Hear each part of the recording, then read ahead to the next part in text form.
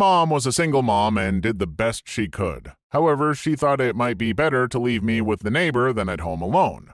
From the age of 6, I pleaded with my mom to let me stay home alone until she got home from work, that I would be okay. My intuition was right. The neighbor was convicted of multiple murders of single moms, 1 and 2 towns over when the DNA evidence came into being. He only liked to date and kill non-obese women. Fortunately, my mother was fat. Yo mama's so fat, she survived and lives a happy life. A pastor who was involved in the community outreach program for a prison, which I volunteered to for the first time, seemed very friendly on the outside but seemed really creepy to me. He kept putting his hands on my shoulder on that day and got my number from one of the volunteers and called me nonstop that night to say he is lonely and wants to talk. I was 14 at the time. I was a boy 7 to 8. At a coffee shop I would go to with my parents frequently, there would often be a middle-aged Asian woman hanging out. She was a regular, the baristas knew her, my parents were friendly with her. Sometimes I would play board games with my parents and her. She gave me the creeps, but I couldn't pinpoint why. My parents knew I didn't like her very much, but not the full extent. Anyway, the very first time I was with her without my parents there, they were starting the car or something like that, she tried to get me to come back to her house. She wouldn't take no for an answer and got pushy. When my parents came back, I told them what happened, and we never went there again. Apparently, when I was 4 or 5, my grandma introduced me to some new boyfriend. Everyone liked him, but I would have nothing to do with him. Wrinkled my nose, wouldn't be left alone by him. I guess he just came into apartment one day and walked at her with something behind his back, said nothing. She got an eerie feeling and said, "Are you going to kill me?" With a dead-faced stare, he came at her and she managed to jump over some furniture and get away. She's always been in great shape, running 3 miles a day until age 80. She got somewhere safe, called the police, and never saw him again. Good Lord, sounds like Granny may have had bad judgment of character, but hey, I guess physicality made up for it. Good on you, Grandma. Kind of related. Not a person, but a dog. Years ago, I had a girlfriend who lived at home with her sister, parents, 3 dogs, and a cat. One of the dogs was a big goofy lab that loved everyone. I mean everyone. 2-year-olds could climb all over him and he loved it. Anyway, the sister had been seeing some guy for a while, maybe a month, and she's bringing him home to meet the family for the first time. The guy hadn't even come to the door yet. The dog was in the house and went ballistic. I had never seen anything like it. He went from a goofball to apex predator. Needless to say, he couldn't come in the house. They had to leave. About 2 weeks later, the sister comes home. He had slapped her and she ended it. She also found out that he beat his ex-wife before her. One of my husband's aunts has a German Shepherd. He's a big, dumb, scared of his own shadow and fireworks type. He once knocked down a cousin and growled at her because he thought I was being rough with my kid. No, sweetie, he saw you being rough and protected the kid. It was literally his first time jumping on anyone, let alone knocking them over.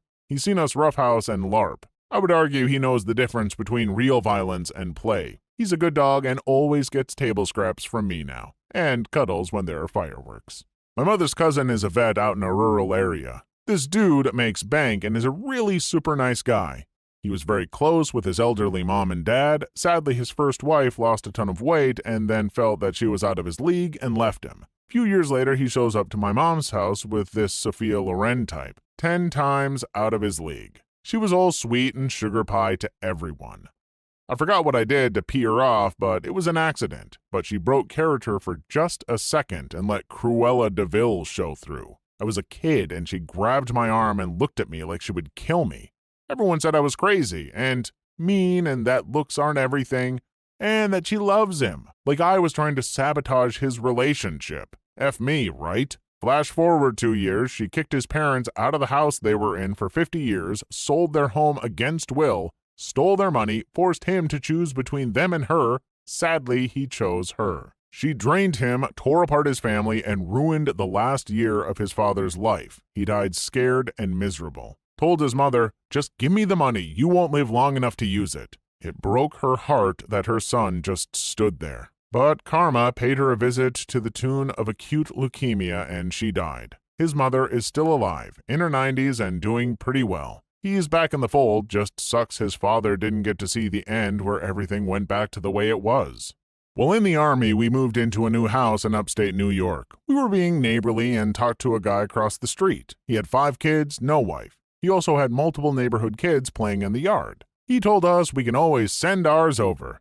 He gave us both this horrible feeling, so we smiled and got the F out. About a year later, my wife told me, I was in Kandahar, that his kids were taken from him. He had been doing inappropriate things with them, at least ever since his wife died. My stepdad. On the surface, he seemed like a good guy, went to church twice on Sundays and once on Wednesdays. Always helped out when someone needed help, whether it was something as simple as loaning $5 to something as complicated as roofing a house. Had a good paying job, refused to smoke inside the house. When him and my mom went out on dates, he always made sure to bring home food for all of us and toys for the younger kids. Would randomly take everyone out to dinner or to the theater. Despite all of that, I disliked him from the moment I met him, even before he showed interest in my mom. People told me I was being paranoid, not to worry about. Fast forward a year, him and my mom are married, I just got a job and was waiting on my first paycheck to move out on my own. My manager gets a frantic call that I need to come home pronto. My stepdad had been secretly spending all of our bill money on pot. We were about to get evicted. The power had already been disconnected, water service was about to be, and stepdad tried to kill my pregnant mom. City council hired another medic. Older dude with long hair, not that that matters. He was new to the scene, recently completing the course. Guy was awesome to hang out with, went to the bar with the younger EMTs, played video games, etc. At first, I thought it was cool, but as I observed his work, I was his superior and did his probationary eval, I noticed something was off. At the Prival Council meeting, I spoke openly about this in his 30-day review. I stated something was off. He didn't seem like a people person and generally the type that would do this job. They said that I had no grounds to state that he wasn't suited and that he did his job as described. I countered with the fact that when caring for people, being a people person is an unwritten rule, and that doing your job without caring leads to mistakes, and in our field, a mistake means death. They weren't having it, so I finally said, look, in this job field, you need to learn to read people, and in telling you that something isn't right here. City Council told me that basically I was jealous because he got along with the EMTs. Honestly, I could care less. I'm not in this job for them. Fast forward a month, and I get a call from an ER about an hour from us. They said that the report said the patient was administered 80 milligrams of drug X. The patient denied receiving it, and since they couldn't figure out why the F the medic would have even given it, they ran a tox panel on him which showed that he did not receive it. The doc told me normally he'd let it slide as an error and asked me to speak to him about accuracy, but he felt something was off. I thanked him and after hanging up, pulled the trip sheets. Right in the run report, it was the drug, the amount given, and the time. I pulled up the narcotics log. It showed drug given and replenished along with the tag numbers. Next, I called a friend of mine who was a local cop and was off duty at the time. He came over and I opened the other medic's narc box. Sure enough, it had been opened and replaced. We then went through his logs for the past 2 months and he had been working and located at least 12 times drugs had been given when probably not needed. I called the ER doctor back and explained to him and his exact quote, "Here's my personal phone number and our lawyer's number. I'll fax you over a written statement along with the test results. I'll see if we have anything on other patients he brought in." My buddy then called dispatch to tell the council members there was an emergency at the station and they need to come in. When they got there, we showed them all the evidence and what we suspected. Within 15 minutes, we not only had the DA approval, but also a judge sign an arrest warrant. Turns out the dude admitted to having a 20-year painkiller addiction that he ran out of sources, so he figured being a medic would give him easy access. He even told the drug he was worried that he would have killed someone just for the meds. At the trial, I got asked for what resolution I wanted. I told the judge, being a paramedic, I've seen how drugs change a person, and that I don't hold him fully responsible. On my recommendation, he got 3 months in a lock drug rehab facility, followed by 6 months of house arrest. 4 years later, the dude is clean and runs a fundraiser to help raise money for the end to provide anonymous Narcan services and drug awareness programs. Today, this guy would be an honored member of my crew. Addiction literally changes people. The end result is I now am solely responsible for hiring the medics, reviewing, and dismissal. I no longer need to justify to counsel why someone was dismissed. This job is one where a gut feeling decides someone's fate. Honest to God, OP, good on you for suggesting to the judge that the guy just get help and turning his life around. See, that's awesome. I like to hear positive things sometimes. A few years ago, when I was still in college, I took a summer job at a movie theater. I met a lot of really cool people there, including my significant other. But there was this one guy who always gave me the creeps. We'll call him Drew. He was friends with almost everyone, including my significant other, and had been for years. We'd attend the same parties, and he'd do all these little things that would feel like red flags to me, but apparently not to anyone else. Fast forward about a year. I no longer work there. Significant other and I have been together for maybe a year, and he has been promoted to manager.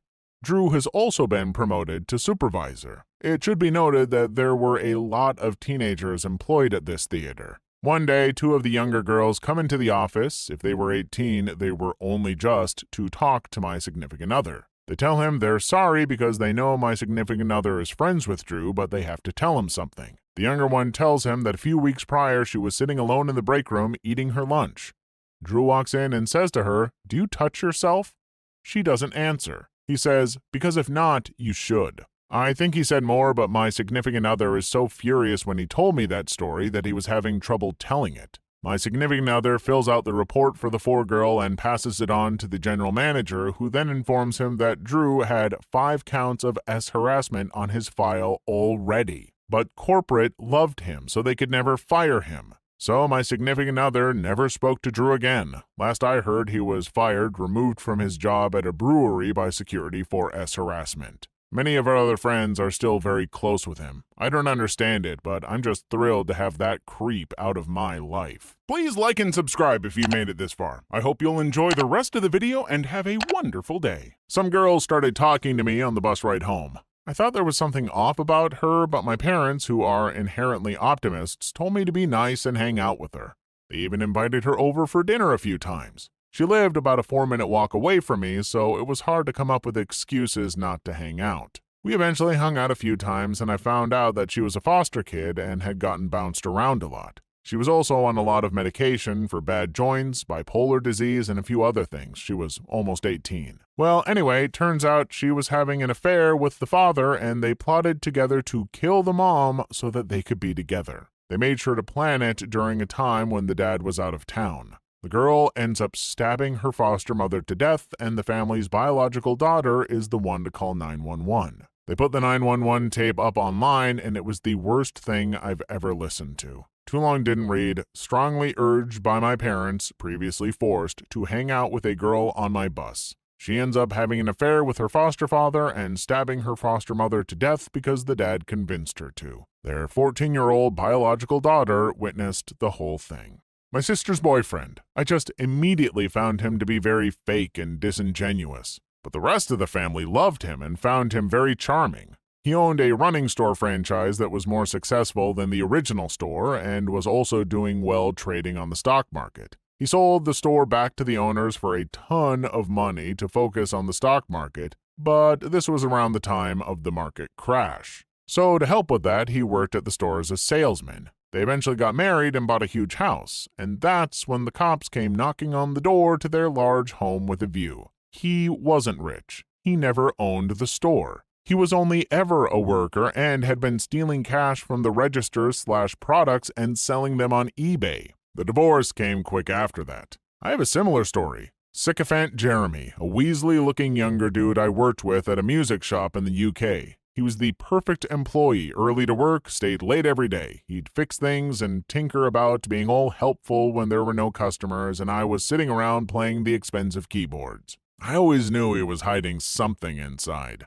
But the managers loved him for the reasons above. Had nicknames for him and crap. And then I left the job. Fast forward a few months, I go in for some guitar strings and Jeremy's not there. Jeremy had been stealing those expensive keyboards and high-end audio equipment. That's why he was staying late all the time. He was loading the gear into his Mini out the back of the shop. He'd been at it for ages. He got sent to court, and last I heard, he was paying back incremental installments of thousands of pounds worth of stolen goods. He got caught because he had left his eBay account logged on to the manager who loved him's computer. And all the gear on there tallied in reverse chronological order with the stuff that had been going missing. That was my chance for an I told you so, but Gordo looked hurt enough by it already. One of my brothers was dating this girl, and everyone else had met her several times before I did since I was off at college. So the first impression I get of her is when she shows up at her house and just walks right in. Doesn't knock, doesn't let anyone know she's in there. Just walks herself in and sits on the couch. So when I come down the hallway into the living room, she has this super vapid smile on her face. I just had this weird gut instinct that she was hiding something from everyone and was going to fight to the death to keep it hidden. I expressed to my mom that she gave me a weird vibe and I got told to stop being jealous. But, long story shorter, she ended up having an entirely other relationship and life with another guy 3 hours away. How did your brother find out? Her other guy came to see her one day and she told my brother that he was an old coworker. So my brother said he'd take them out to lunch and she lost her crap and it all unraveled. She admitted to everything from using my brother for money to having this whole relationship for their entire relationship. Oh, come on, you couldn't even go out to lunch to hold up your lie? But she wasn't trying hard enough, come on. The girl and I used to work at the same ski hill, and the place was pretty much full of seasonal employees, revolving door status. Anyway, she got this new dude in her department that everyone thought was a super nice guy. I did not trust him. There was just something about the way he talked to female employees that just seemed weird. He was trying to gain their trust way too quick. I made my sentiments known to my girlfriend and other friends, and they thought I was just being jealous or something. I worked part-time out of town at the time, and he'd always ask me what days I was gone. It was weird. He also didn't have a car, so sometimes my girlfriend would give him a ride and he'd ask her to hang out at our place when I was out of town. She declined. So, at the end of the season, a female friend of ours and this kid decide to rent a place together. They weren't dating. And as they're in the final steps, federal marshals show up to arrest him. Turns out he had been on the run for over a year from kidnapping and violating a girl in a different part of the country. His family had been helping him and he took the name of his brother while on the run. Filling out the housing application somehow tipped off the marshals. Trust your instincts. Please leave your story in the comments. I would love to make a video on them in the future. Also, don't forget to like and subscribe.